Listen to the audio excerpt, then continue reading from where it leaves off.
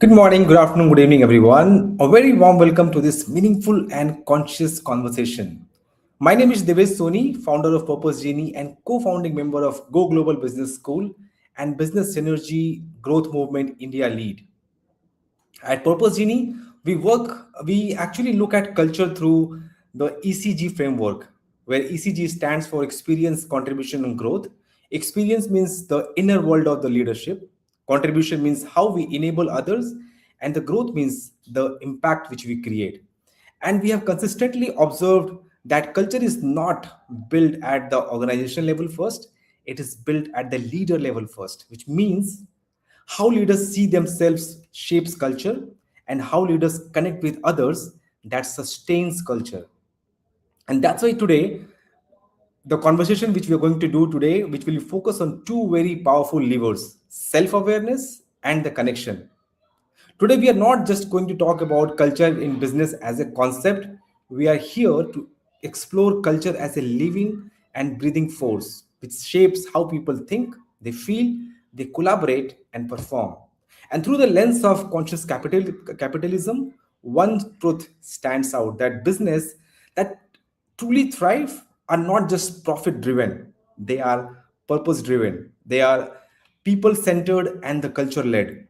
And this is exactly what business synergy and growth movement stands for. It unites corporate leaders, entrepreneurs, mentors, and trainers into a transformative ecosystem guided by Go Global Conscious Capitalism framework, where wellness, leadership, innovation, and sustainable profits grow from consciousness, alignment, and purpose. In line with Visit Malaysia 2026 mission of building regional partnership, elevating investable business, and amplifying social impact through economic footprint forward. This is organized by Go Global Business Solution, a project of Go Global Business School Shine Go Global, co-organizing partner Work Less Earn More Academy, and collaboration partner Bonio Referral Group Sabah. Today, we are honored to have two incredible leaders, Sakinah Sharip and Farhtheeba Rahat. And before Sakinah Sharip and Farhtheeba Rahat, please come on the stage. All Hello, right. hi. Hi. Before we go deeper into the discussion around culture, I want both of you to introduce yourself. So, Farhtheeba, can I have your introduction, please? Thank you.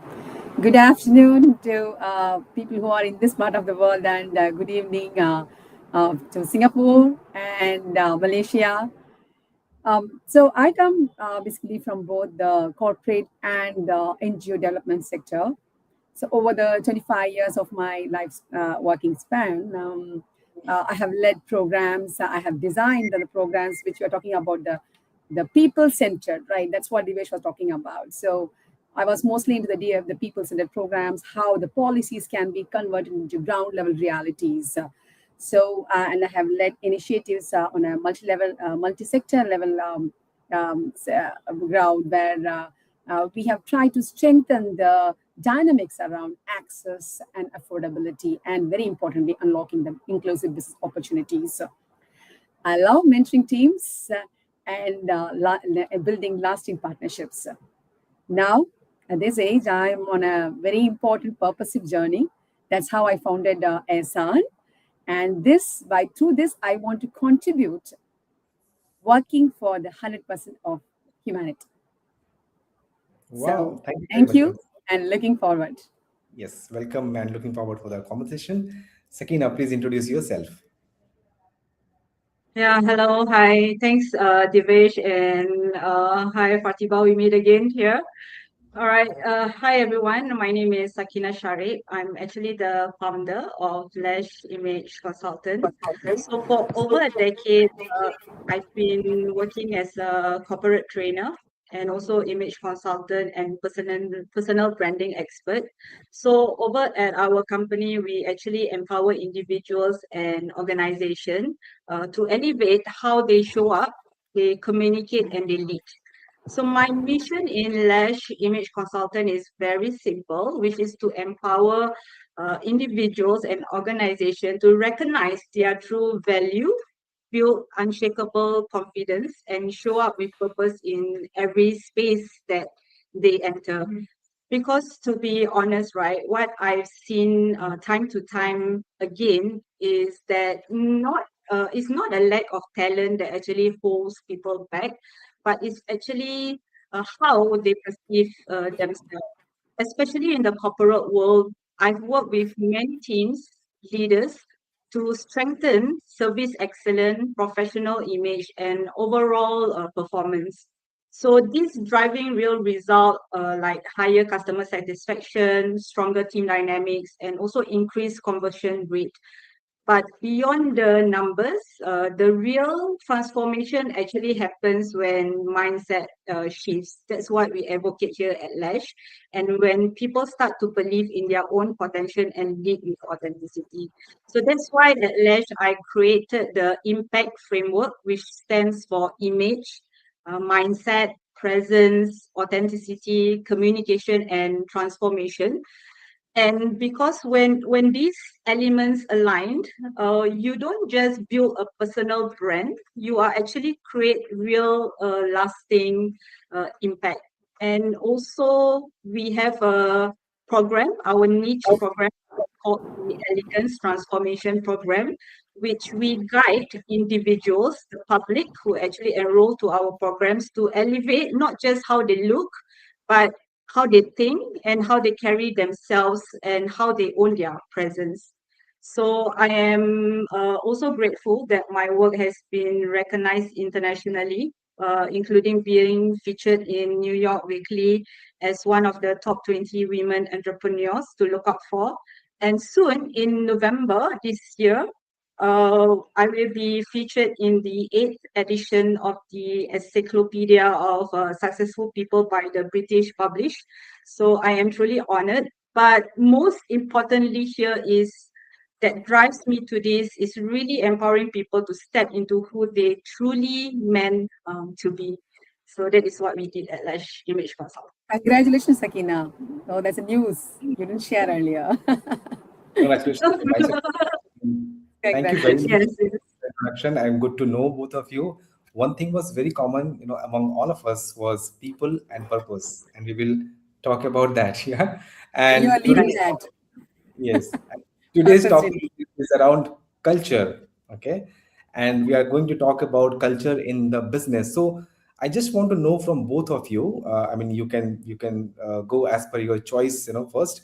But the question is that from your perspective, what does culture truly mean in an organizational context, and how do you see it showing up in the day-to-day experience of people at the work? Because that's important to understand that how does it show up? How does people show up in the different culture? So tell us about the culture from your side. What is your what do you think about that? So Sakinah, maybe you can start, and then we'll go to Farhtheeba. Yeah. So culture at its core, it's not what a company says it stands for. And it is actually what the company does when no one is watching.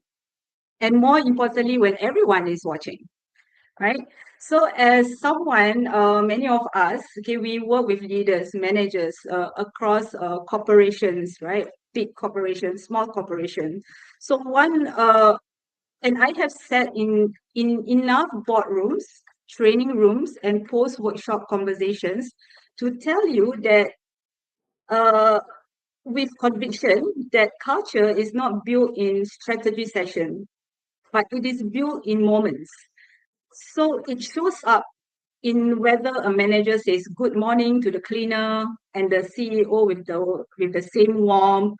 So it shows up in whether a junior executive feels safe enough to challenge an idea in a meeting without fearing consequences. And it shows up in silence after someone makes a mistake. So is that silence filled with blame or with problem solving? So like a perfect example that I would like to share with our international audience here, and I believe everybody know and heard about DBS Bank, right? And let me bring this to life with a context. DBS Bank, the headquarter is right here in Singapore. And they underwent one of the most celebrated corporate culture transformation in Asian business history.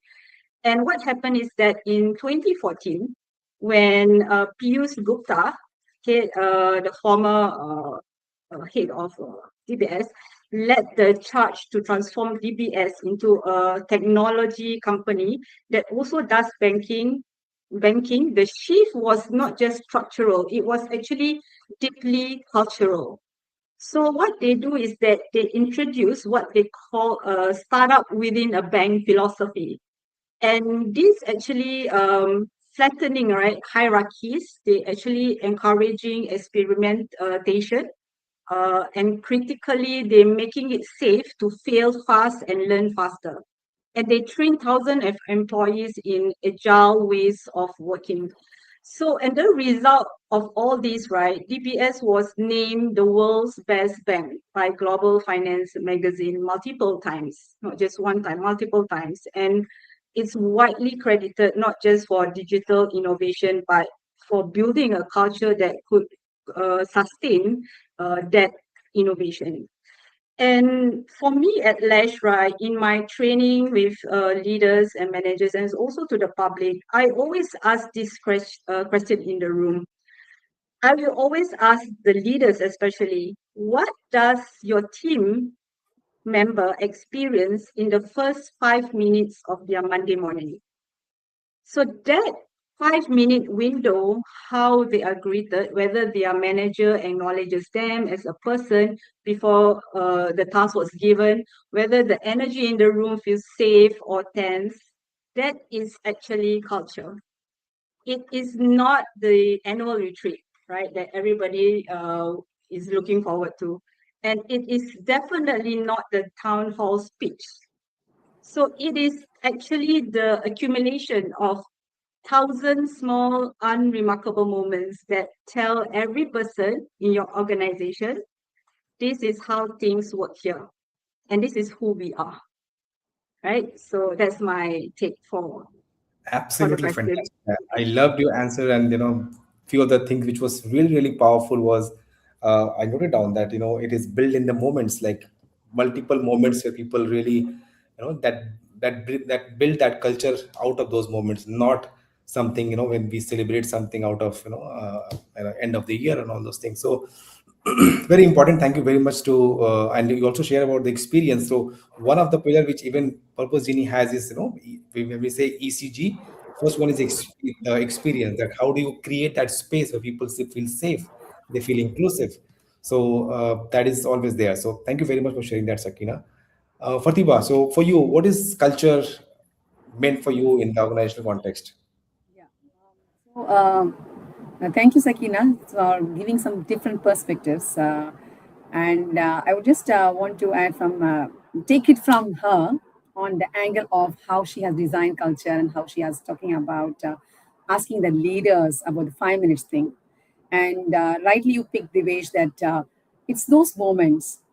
One critical thing I want to add here is that most of the time, what happens, and still it's happening, is that these are the soft areas, right? The culture, the governance, all these things still are being overlooked.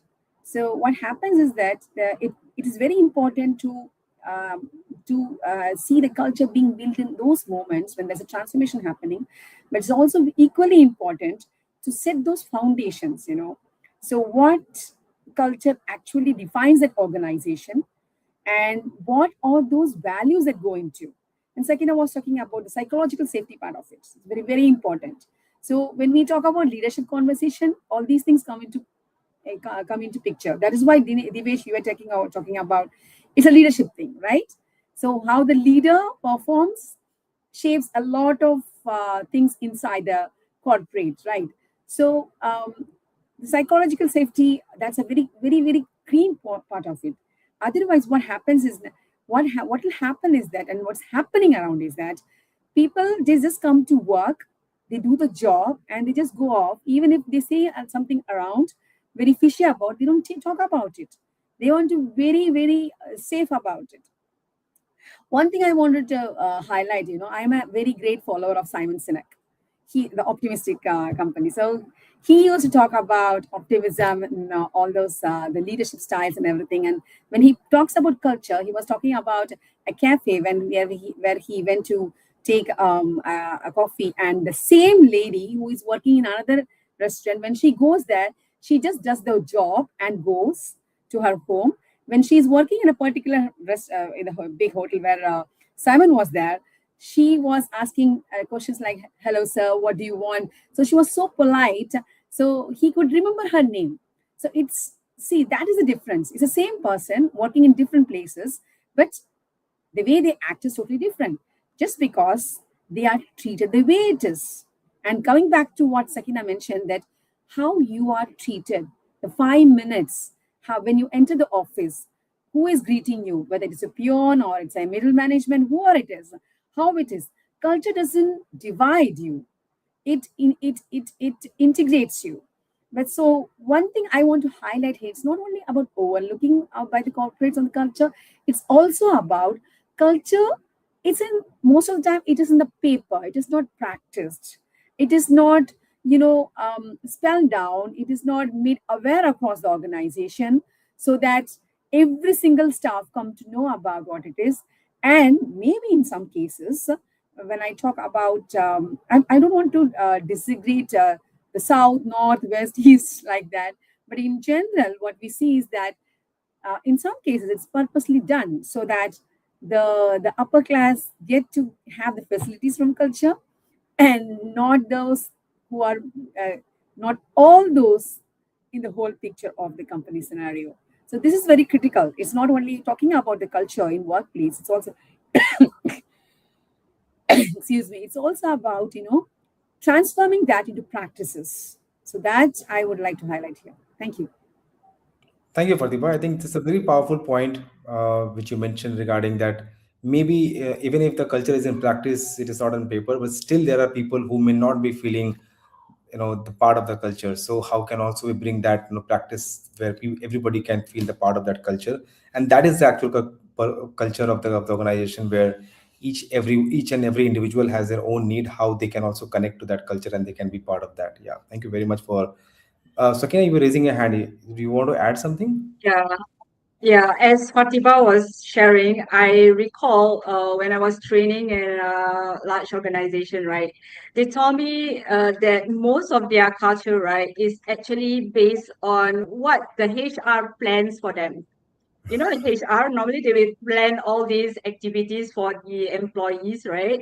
Yeah, so that is also one of the misconception, right? Because uh, the thing that we need to remember here is that culture is not a destination, it is a daily practice, like what Farhtheeba is saying and what Divesh is also mentioned.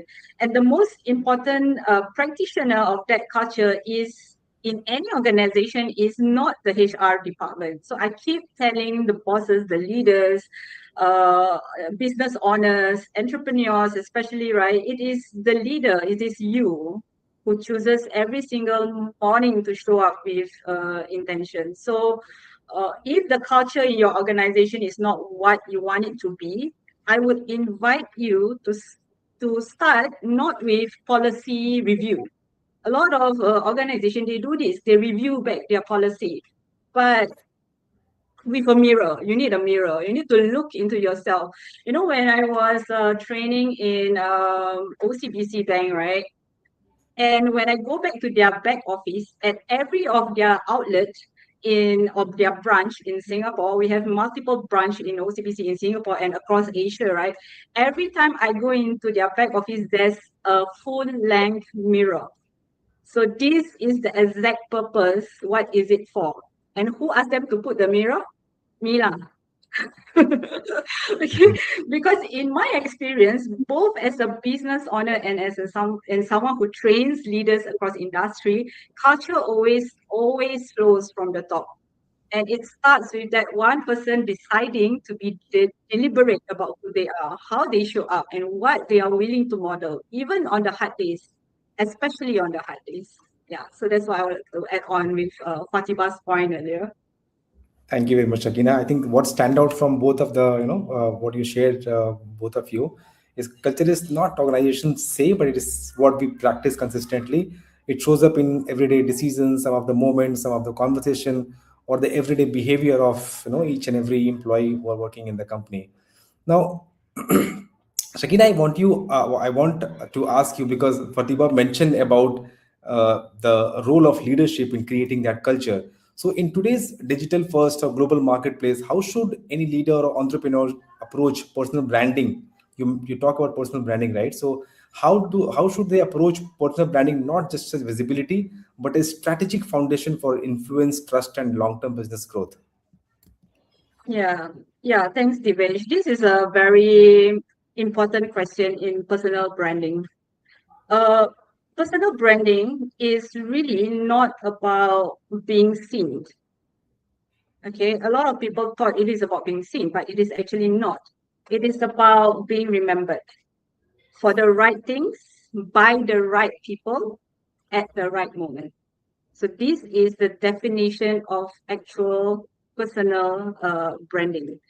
So I can tell you that the entrepreneurs who struggle with growth are rarely, very rarely, because they are struggling because of the lack of skill or product quality. They are actually struggling because the market does not yet know how to trust them. And trust in a digital first world, right, is built long before the first meeting. It is built in the scroll, in the profile, in the consistency of your message across every platform and every room you walk in. So your personal brand is actually your business, I would say business first handshake. And most of the time it happens without you in the room, right? And before I tell you what it is, let me just clear the noise around what it is not. Okay, and personal branding is not a curated Instagram feed. It is not a LinkedIn post about your morning routine. And it is definitely not your professional headshot and a well-worded bio. These are not personal branding. So if these are all not personal branding, what are these? These are actually expression of your brand, but they are not the brand itself. So too many leaders, too many entrepreneurs and business owners across the world invest enormous energy into the aesthetic of visibility while they actually neglect the substance of credibility. So with visibility without credibility is just noise. And in today's very saturated digital landscape, noise to me is the enemy of trust. So this is very important that a lot of leaders need to have the clarity. So that's where I use a framework which I call the 3 C's of strategic personal branding. So what are the 3 C's? The 3 C's are clarity, consistency, and credibility. You must be ruthlessly clear about what you stand for, who you serve, and what are the transformation that you create. Not for everyone. Okay, because there are some business owners, they wanted to target everybody. But in personal branding is for the right people. And especially in Singapore's multicultural, multi-industry business ecosystem, clarity is actually what cuts through the noise. So when someone asks, what does she do? The answer should be immediate, it should be specific, and it should be memorable. So this is clarity. And for the other C, which is consistency, your brand must feel the same whether someone reads your LinkedIn article, attends your keynote, sits across you in a boardroom or in negotiation, or in fact, if they observe how you treat your team after a difficult quarter. So it has to be consistent. Because again, inconsistency is the silent killer of trust. And when we go back to the digital first topic, in this digital first world where every stakeholder, client, investor, potential hire can cross-reference your online presence with your real world reputation in seconds. So inconsistency is not just branding problem, it is a business risk.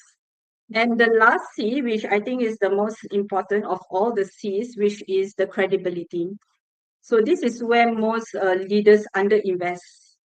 Right? Credibility is actually built through demonstrated expertise, through endorsement by respected voices, through the quality of your associations and the results your client can speak to publicly. So in Singapore's business culture specifically, and also in TikTok, now everything people go onto TikTok. Customer not happy with you, go on TikTok, right? A business to business not happy with each other, they vent at TikTok. So it's a very, I would say, a very dangerous platform, but yet it can also be powerful if you use it properly, and also if you take care of your personal branding. So that would be my take on this. Thank you, Shakina, for describing personal branding in such a detail. So I will remember three C's, which is clarity, consistency, and credibility. Where Yes. when leaders they lack clarity, obviously the team will feel confused and they'll become the culture also becomes inconsistent. So that has a very huge impact on the culture of any of the organization. So it is important that we intentionally create that credibility, I mean that earn the credibility within the organization, so that we can also do that culture in the organization. But I mean, can you just talk about also, so again, Shakina, to you, can you also talk about that, how can the brand, I mean the culture, the sorry, the personal branding that really helps to shape the culture within the organization, how does it look like in the real life, if you can just talk about that? Yeah. So in real life, right, it's really about let's talk about the conversation of standing out, right? Hmm. Most the problem with standing out is that a lot of entrepreneurs and leaders, they try to stand out, right? When we talk about personal branding in real life. And most conversation about differentiation in business focus on the external, your positioning statement, your USP, your marketing angle. Uh, and while all these matters, they are actually downstream of something far more fundamental. So you cannot articulate what sets you apart until you have done the inner work of understanding what is, to me, genuinely authentic, very irreplaceably yours.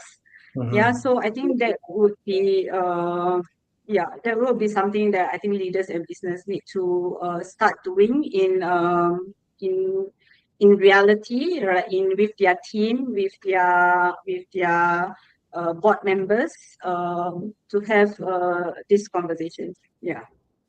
Thank you very much, Shakina. Now we have touched I think, about. yeah, before I think the point which you raised, Divesh, that's a very crucial thing, because Sakina, thank you so much for putting it very nicely, the three C's. And we can see that how it is part of the culture also. So when Divesh was asking about how it is really in practice. So one thing, it is like when we talk about the corporate culture, the personal branding part is it's part of the teamwork also. So when we're talking about how to transform that into the teams.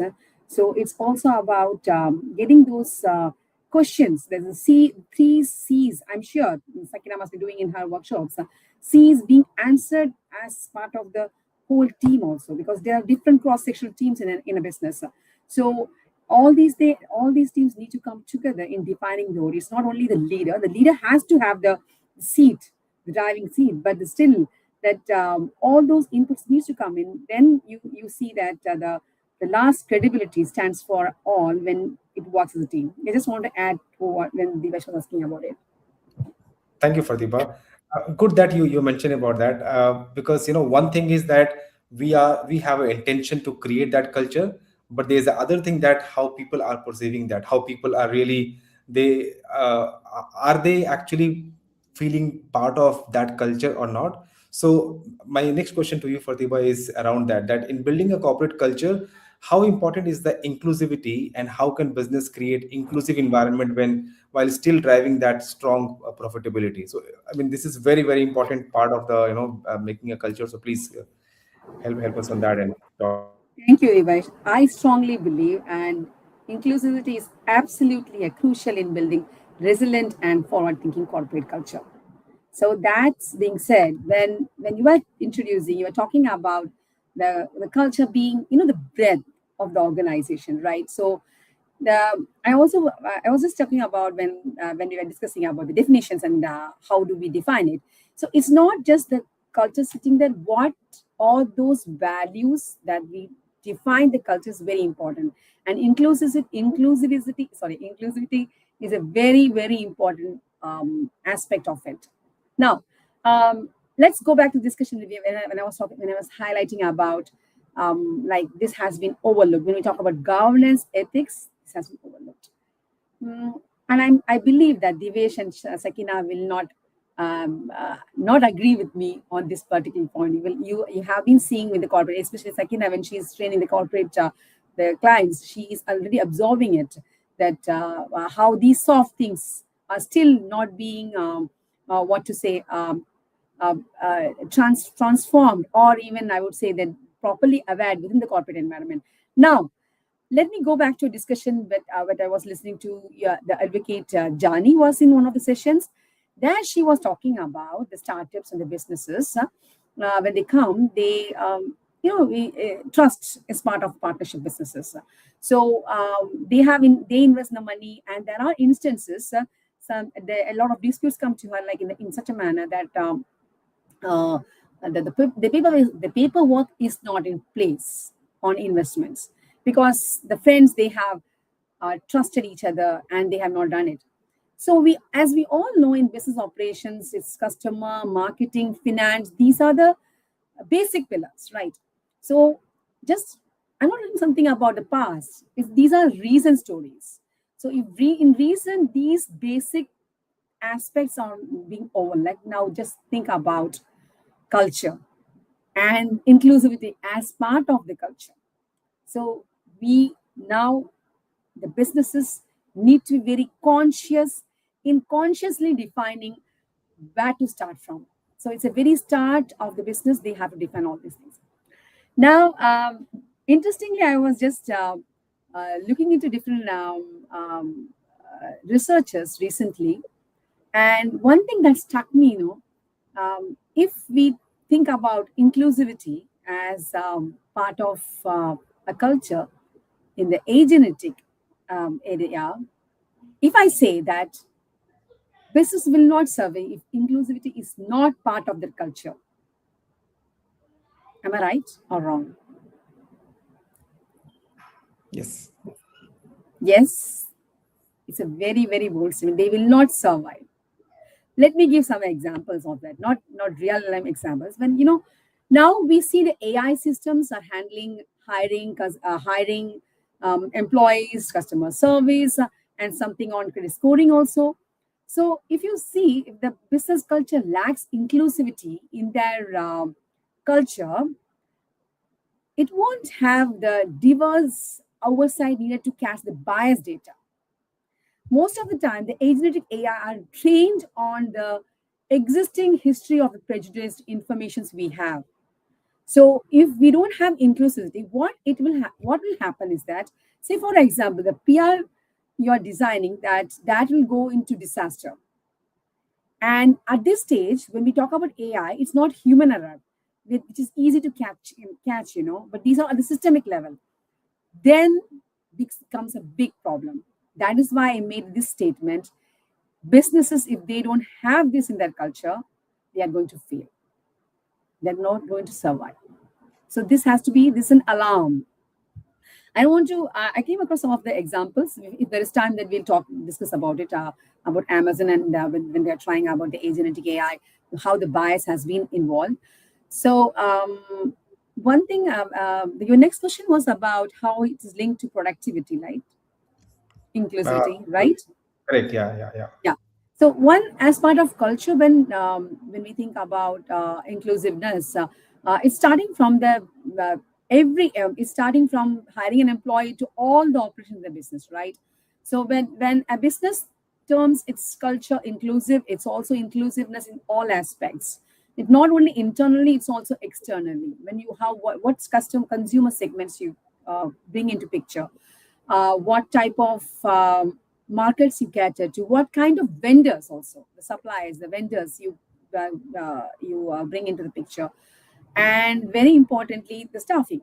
So why I put the staff towards the end is that in most of the culture we think that the staff moral is important and also the inclusiveness among staff, like um, different religion, gender, and also the disability factors come into picture, right?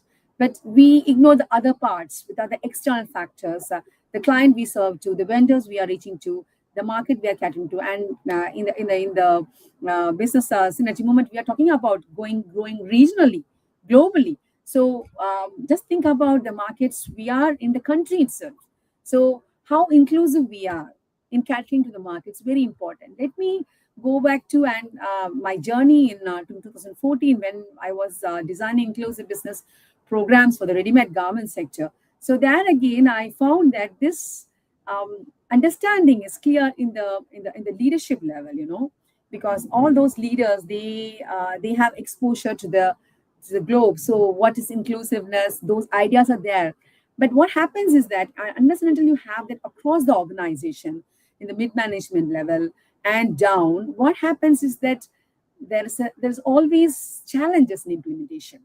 So that I saw when designing those programs, and now when I see that there is a drastic change in the market, there are initiatives at the corporate level. They are trying to have more inclusive environment, not only internally and externally. So here comes your answer to the main question, whether inclusive at the same time being productive. So inclusive at the internal level, of course, we all know it's a soft factor. We have a good environment. We are again going back to Sakinah talking about psychological safety, how we are treating employees. Then we have retention. That has an indirect effect on the profitability and cost reductions in the organizations. At the same time, when we talk about inclusive culture externally, how we design our businesses, that don't you think that we'll have more exponential growth in these areas? Forget about the regional and global, going global. Just inside the country itself, how you take through those lenses is very, very important to making those businesses profitable. Now I will not go back to the AI anymore, but just forget that we don't have any AI now. Still, we are facing a lot of uncertainties. I think nobody's talking about AI anymore with war and all these things happening, right? AI has gone to the back seat, it seems like that. So with a lot of uncertainties, we are no more in such a scenario where the leaders are looking for, okay, we can do something after 5 years. So leaders are very aware, self-aware about, and more, it's not, I would not say long vision anymore. They have to be now, right now, you have to think about it. So when you think about right now, don't just forget. You don't think about a culture without having inclusiveness inside it. That is the core part of it. Thank you. Thank you very much, Farhtheeba, for explaining that in so much of detail, internal, external, and everything. I really loved your answer. I think it reminded me of one of the session I was doing for my ex company, where I was doing for inclusive leadership, and we're talking about one thing is that we say that I am a mindful listener or a conscious listener, but then the other thing is that people who are listening to you, are they feeling heard or not? So that's very important, that you think that you are a good listener, but that person is not feeling heard. Similar to, inclusiveness, that, when you are creating those policies, people, the leaders think that I have got the training of inclusive leadership, so I am very much inclusive leader. But then the people who are working, are they feeling inclusive in the business or not? That's a different thing, and that is only come when we cater to each and every individual in the business, individually. But I would like also add to this connect this to what you mentioned earlier. You were talking about, yeah, it's good to have the everyone in the discussion for the personal branding, when Sakina was talking about, right, how it is in the culture. But that ownership is not there within the staff, right? I think we need to have those dialogues happening now. We talk about trust, we talk about family, but then again, there's a reality that staff, they don't own it. So why is it so? We have wonderful organizations, they have these pillars in there, but still this discussion is coming again and again. The staff, somehow they are not winning. So is it like in some companies everyone have a share in the company? That makes sense, or is it something else? I would take back to Dr. Aziza that we need to really ponder, and not ponder, I would say discuss in detail about certain things, about how this can be ensured. So trust is there, That's where ownership is shared there. value comes into picture, and the purpose comes into picture, where people are totally aligned with one bigger purpose. And it is really, I think you highlighted a very important point, that those alignment and that culture of alignment is very much important, that each and every layer of the business has to be infused with the bigger purpose which we have. And if that is there, I think maybe not everybody will feel the same intensity, but they will be connected through one bigger shared purpose which we have. So I think that can be one of the perspective. But yes, I would, Sorry, yeah, I would sorry like if I'm to. not taking too much time. I would like to add one more point. From today's morning discussion, we are having the celebration. You all know, right? The International Women's Day celebration going on. So the last action plan we were talking about is the um, like um, spontaneously co-creating. It's just not waiting for someone to come and knock the door or something. So I think, Divesh, you rightly pointed out, like you are working on the purpose, and you have some pillars there. Sakina is doing something on the personal branding. I think there is some integration, the co-creation need to make to happen, so that these discussions we still have in the discussion mode. Our staff have the ownership, they are really putting the real input there. So those things can be really solved, answered, and I think we need to have more discussion on this. Thank you. yes, Sakina, thank you very Yes. much for this. Over to you. Yeah, a great, again, great sharing, Farhtheeba. Divesh, also your insights on inclusivity. Yes, I agree with Farhtheeba that inclusivity is a topic where we seldom touch on, right? And especially in corporations, big corporation or business owners right here who's listening to this conversation, that have a team of more than 10 people in their businesses, right? And inclusivity is no longer a nice to have.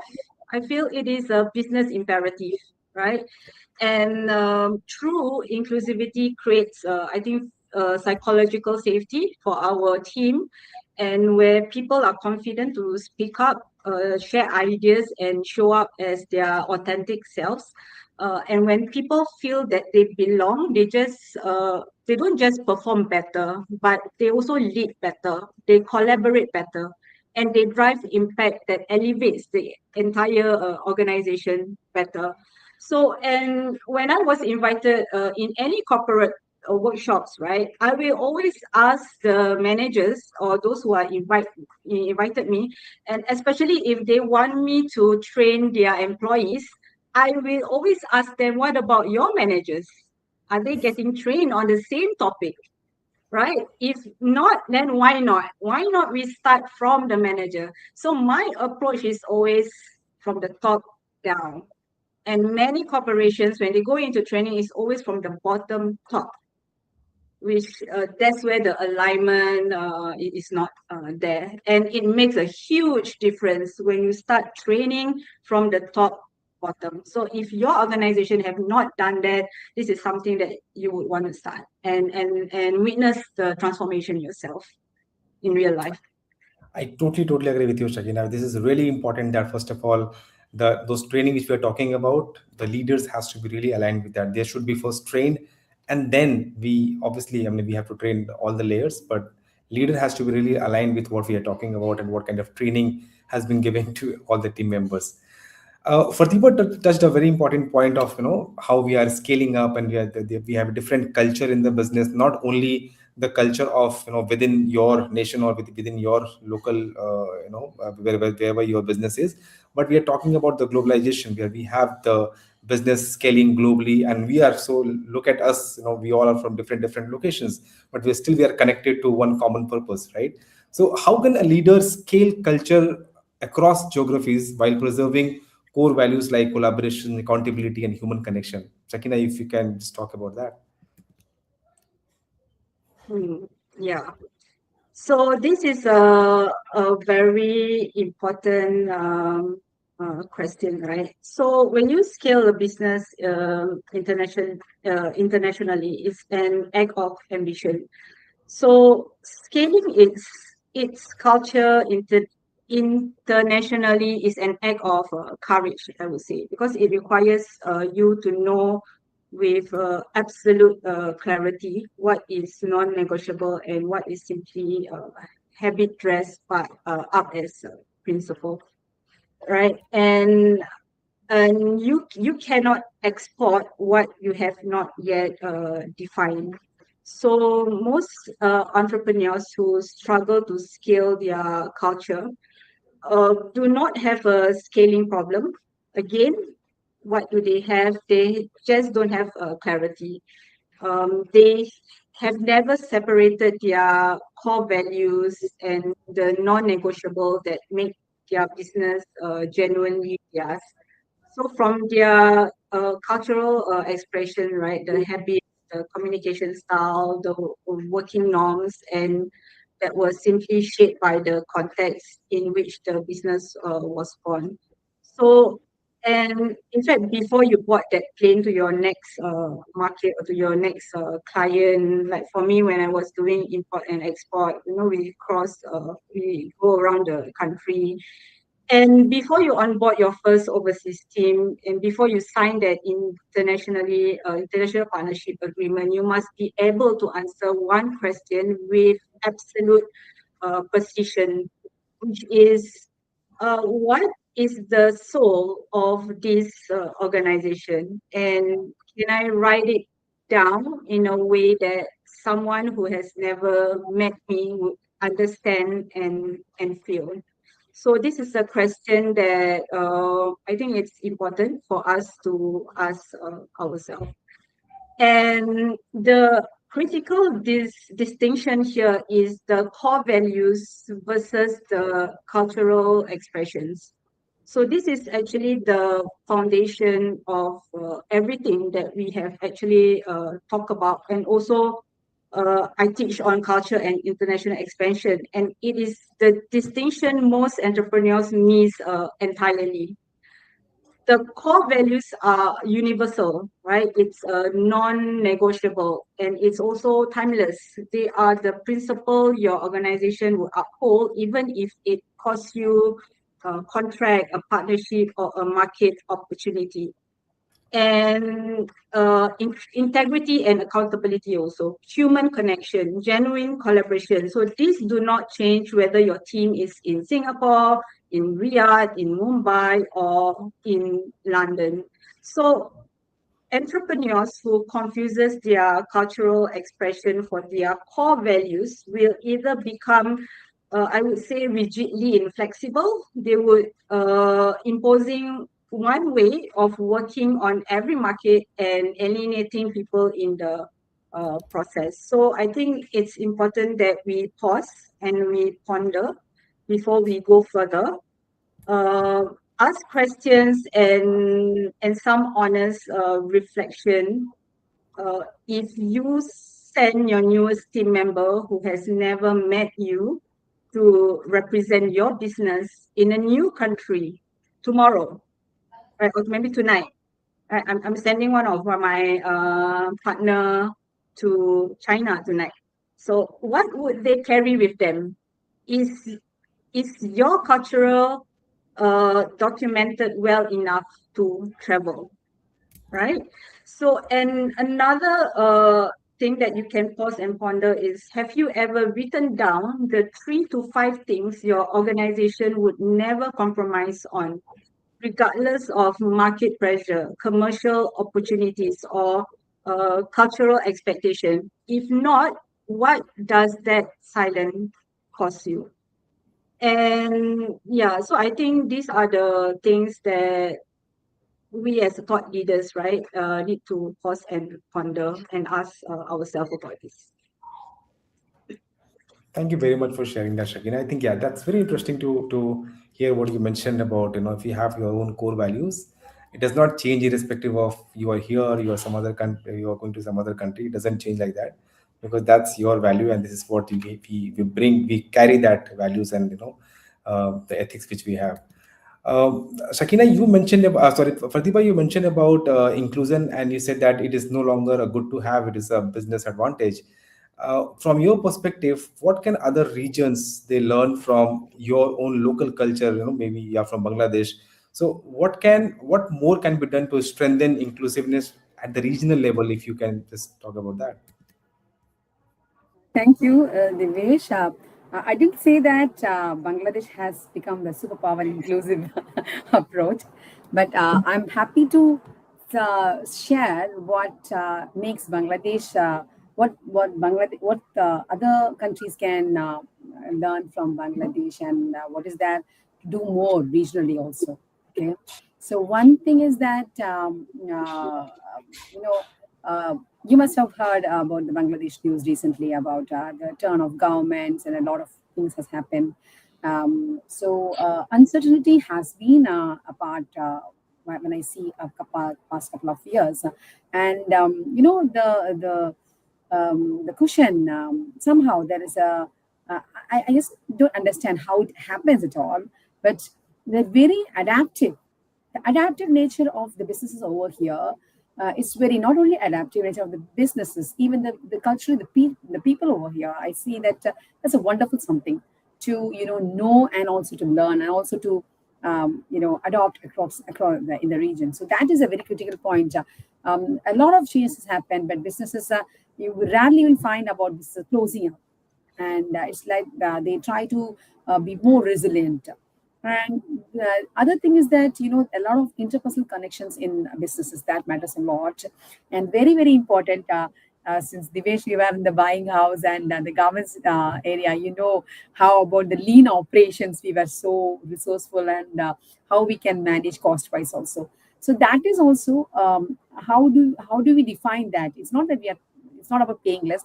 Let us not bring those discussions into this topic, but it's more about being inclusive in your business. At the same time, you are putting those very careful about those dynamics to be in competitive also. So how in different moments of your business, how you're rearranging your resources, and how you're making your operations lean, all those critical moments, that is very important, and that can be adopted across the region. And now when I'm working with Dr. Aziza also in bringing Bangladesh to global scenario, the Bangladesh has to do a lot. So some of the things is that still we are stuck in those model of the founder centric. So when you talk about the staff are not providing input, but still that is one conversation. But when we talk about how it is being defined, that's those definitions coming from the founder centric thing. Rather, it has to be at least system centric, right? If not all staff, but the key staff and how it is being defined, that is very crucial. And now, when we have trading with other countries, we also have a lot of adherence to international clauses and these things. So that there is a lot of improvement, and there is alignment also, especially when we talk about the garment sector. There's a lot of improvement. A lot of lead factories are here. When you talk about the 11 of the lead factories are from here. But in other sectors, where we are trying to really invest and grow, there we see in those on one it is operation, other is when we're talking about the culture, the inclusivity, a lot of work needs to be done there. So about the ECG and other compliance part of it, how we integrate it, that is because now we want to adopt from the region, from the global market. So how we align those things inside the culture, that is also very important. And then we talk about the leadership, very important. How we how many leaders do we create inside? We say that leaderships across the organization, but are the staff, are the key managers the key people in the leadership position, in the decision-making positions, receiving that training, So when Sakinah was talking about training, and when I'm in this group, listening to a lot of trainers about training, I see there are trainers in Bangladesh also, but I think that training needs to happen in a more meaningful way also. So that especially when it comes to leadership. We have been echoing this again and again that culture has to be come from the leader. If the leader is there, if the leader is proper, the personal branding is there, the culture is there. So that means that proper leadership has to be built inside, and for that, proper training and knowledge, transfer has to happen. In the recently I was with my one of my friends, in my AI training, and he was coming up. He was sharing his experiences in the Europe, where the first time managers, they struggle with this conflict resolution, and these are all part of the culture, right? How to manage certain things in from the more from the HR perspective, because you are a leader, but at the same time you are the manager, you're a leader. At the same time, you have to ensure that all the values in your organization are met, and then you face a lot of challenges. So there, he's developing something on, you know, making an app for the first-time managers so that they can have some tips, so that whenever there's a problem, they can go into the app and find out some tips about how to react to the situation. So I don't think that the learning is just only with Bangladesh.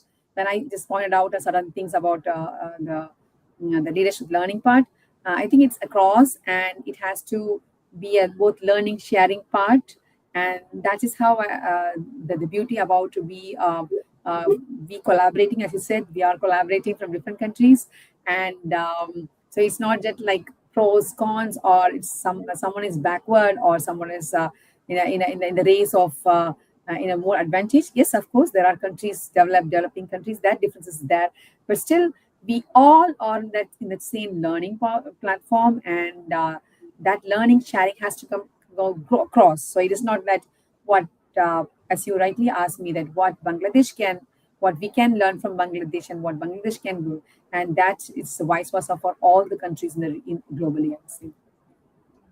Definitely. Thank you very much, Farhtheeba, for that. Because I have worked with Bangladesh, since many years. Because I have been part of buying team some of the brand in UK and Europe.